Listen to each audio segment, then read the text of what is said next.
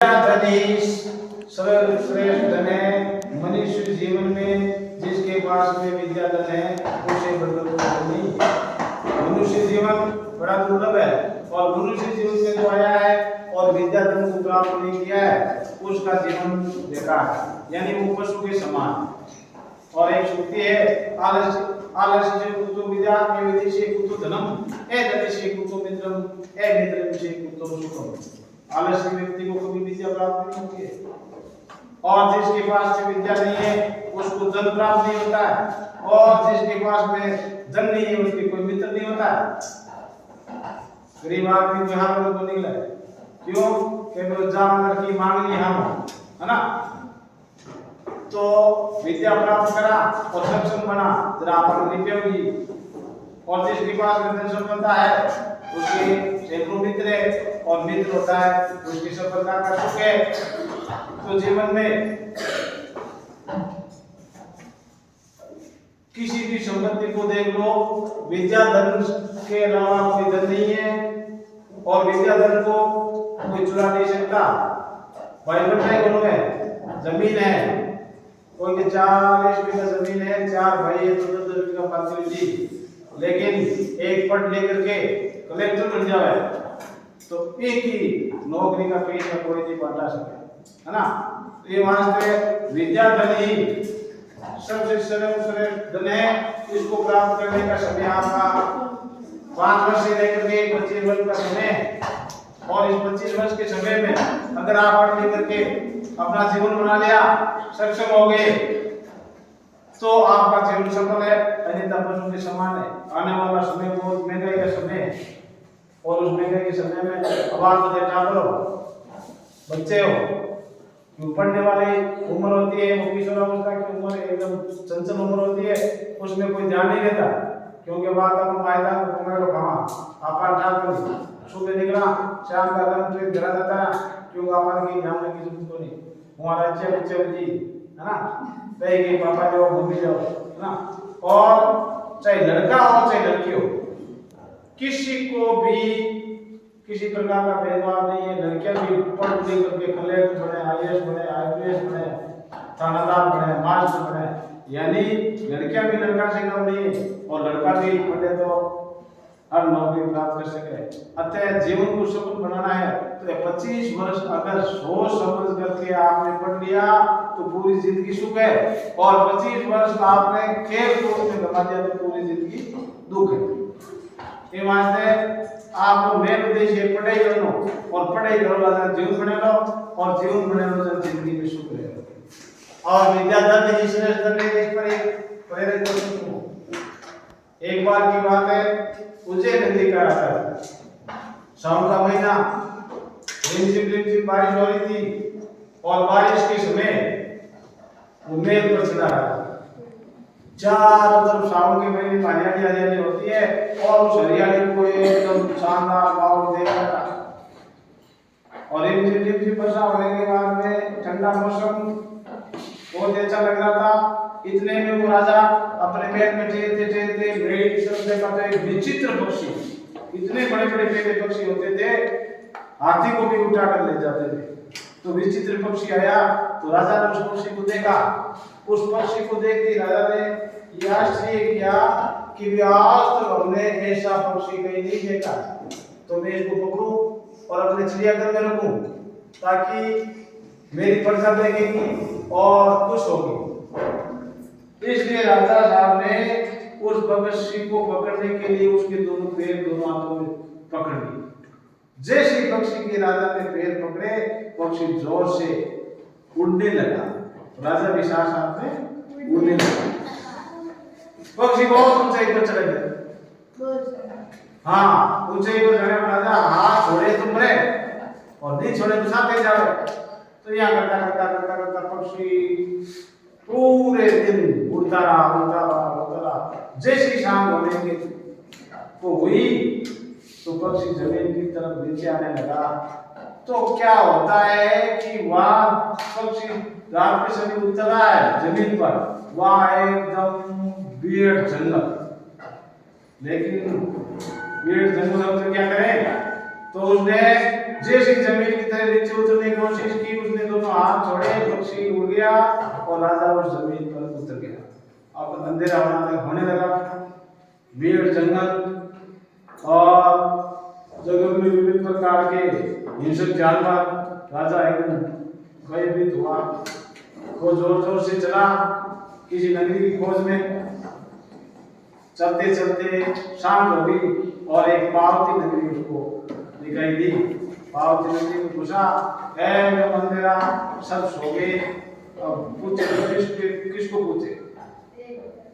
जैसे तैसे उन्हें रात बिताई, सुबह हुआ, इधर उधर घुमा, लेकिन पार्वती नगरी की बात एक बूढ़ा भिखारी कुटिया में रह रहा था। पूरा दशा उस भिखारी से जाके बोलता है, हे महात्मा, आप कौन? मैं भिखारी।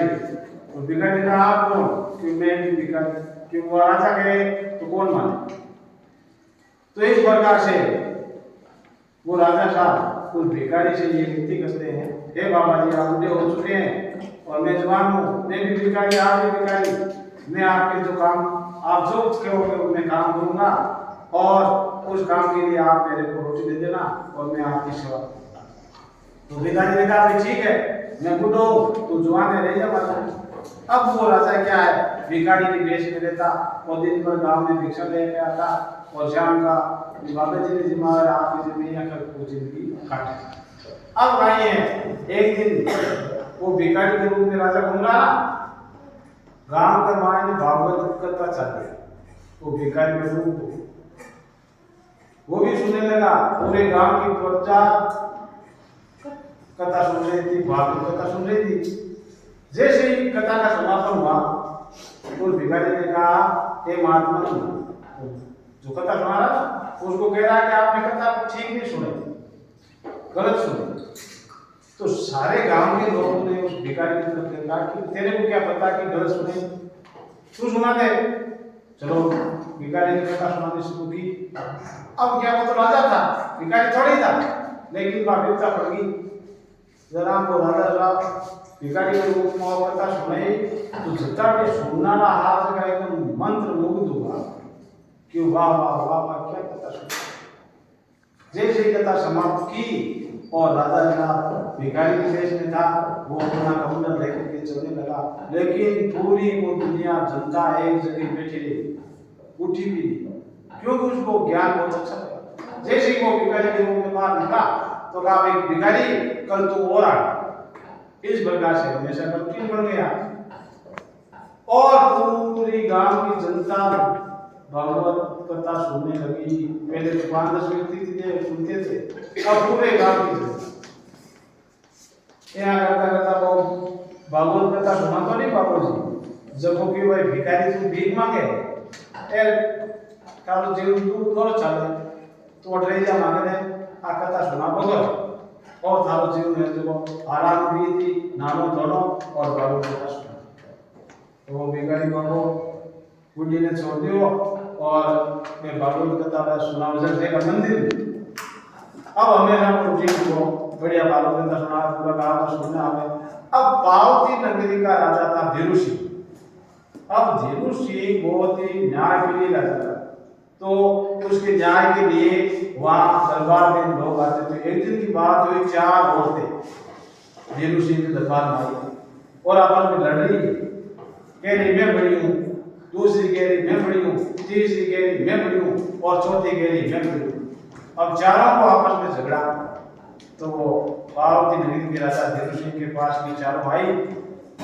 राजा साहब फिरा बोलो भाई क्या बात है? कि बात यह है कि हमने से बड़ी कौन है? तो राजा धीरू सिंह ने कहा कि हो कौन? पहली बात में अक्ल, पहले क्या कहा? दूसरी ने कहा मैं बुद्धि हूँ और तीसरी ने कहा मैं लक्ष्मी हूँ और चौथी ने कहा मैं विद्या हूँ। तो धीरू सिंह कचरे में पड़ गया। अब विद्या ने मोटी बतावा, लक्ष्मी ने मोटी बतावा, अक्ल ने मोटी बतावा, बुद्धि ने मोटी।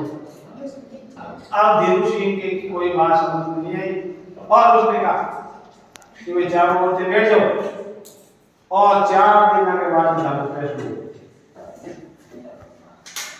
अब धीरे धीरे राजा है गंभीर अवस्था में है।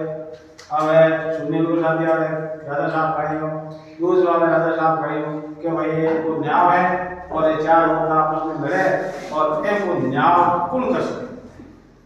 जब एक को भगवत कथा सुनने जातो वो क्यों राजा साहब एक आपके मंदिर में भिखारी को और वो कथा सुना रहा है वो बहुत ही बुद्धिमान आदमी।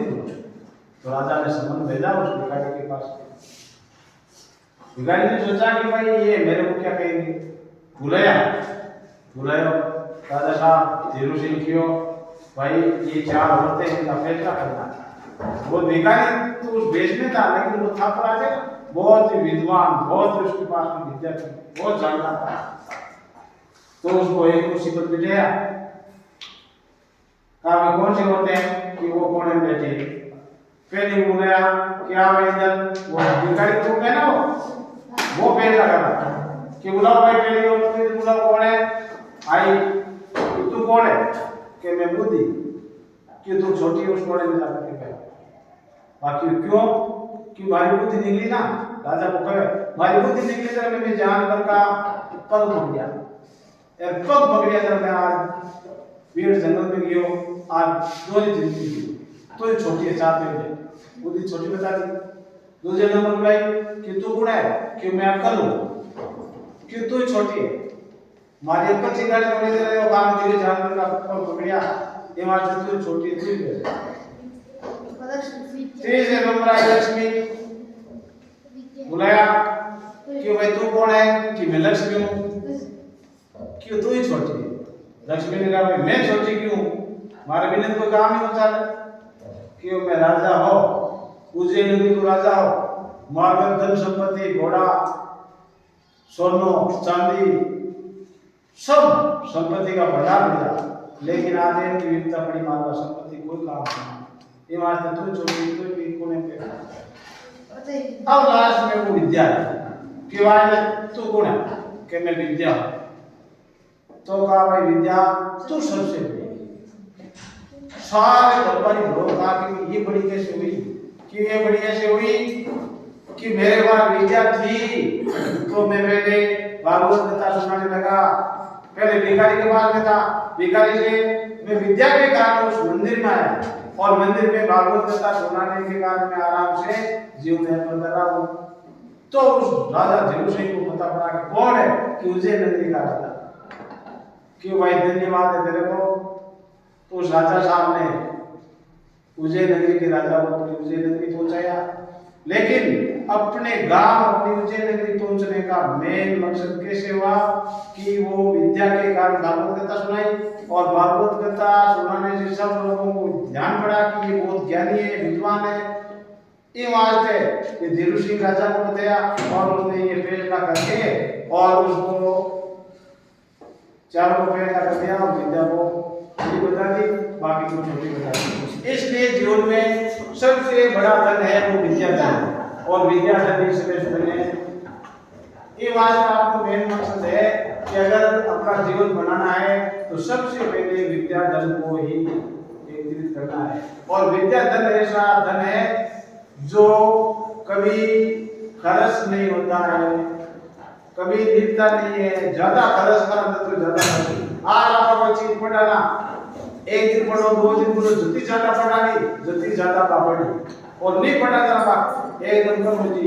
ये वास्ते जीवन में विद्या धन ही श्रेष्ठ धन है और विद्या प्राप्त करने से कभी आलस नहीं करना चाहिए और विद्या धन प्राप्त करने से जीवन सफल होता है। इसलिए इस चीज का ध्यान रखें।